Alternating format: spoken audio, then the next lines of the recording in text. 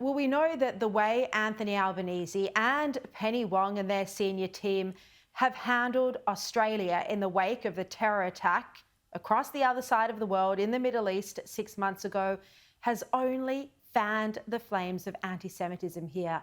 Instead of showing leadership after the October 7 attacks and making sure there was social cohesion in our country, making sure the conflict a world away didn't play out on Australian streets, they have only made it worse.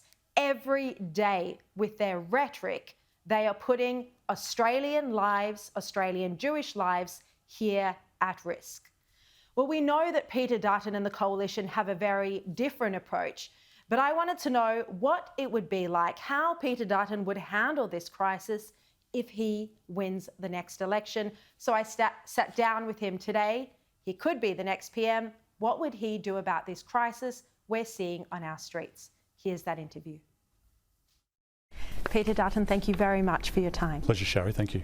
If you were Prime Minister, what would you do to try and solve this anti-Semitism crisis that we have in Australia? I think there are two things that we can do immediately. One is that the police chiefs would understand very clearly that my government would have zero tolerance for anti-Semitic conduct in our country. It would send a very clear message to others that the conduct would not be tolerated and that people would be arrested and prosecuted through the courts according to the rule of law. Secondly, we need to mandate the teaching of the Holocaust story and lessons, because I think they're being lost on this generation. I think we need to mandate that every school child should visit a Holocaust museum, again to understand one of the most significant parts of world history, that 6 million Jews were gassed, tortured, lost their lives, and that they should have no tolerance in their own lives, in their own communities, amongst their own friendship and social groups for anti-Semitic comment. And I think that would go some way to changing the debate. As I said in my speech last night, I think the Prime Minister missed his opportunity, as John Howard grasped in 1996 with the tragedy of the Port Arthur disaster, where it was a moment of national significance. John Howard spoke out against it. He stood up for our country and he changed the course of history.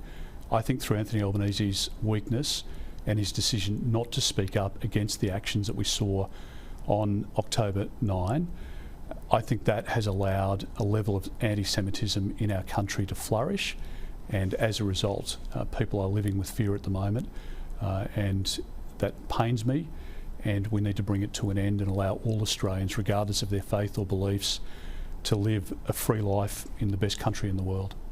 Do you think Labor seems to be capitalising on this war in the Middle East, and in doing so is actually causing ancient hatreds to emerge in Australia? Well, the short answer is yes, and I don't think there's any dispute about that. The Labor Party has a particular internal dynamic where they've got the left and the right split on the issue, predominantly supporting a position against Israel, and I think that's been evident from day one. I think the Prime Minister missed a massive opportunity to show leadership when we saw the protests at the Sydney Opera House. He abrogated that responsibility, and I think it's allowed a level of anti-Semitism to take place. It's obviously risen very quickly, but I think there is a message that was sent from the Prime Minister, whether he meant to or not, that there is a level of acceptance of some protests that included anti-Semitism. And now we've got what I think is a government that's trying to play to a particular segment of the population by taking a stance in relation to Israel at the moment, which is acrimonious. It's against our national interests, and I think the most appalling part of their stance is that it is for crass political purposes, and they're sacrificing our national interest and the interests of Australians of Jewish heritage as a result.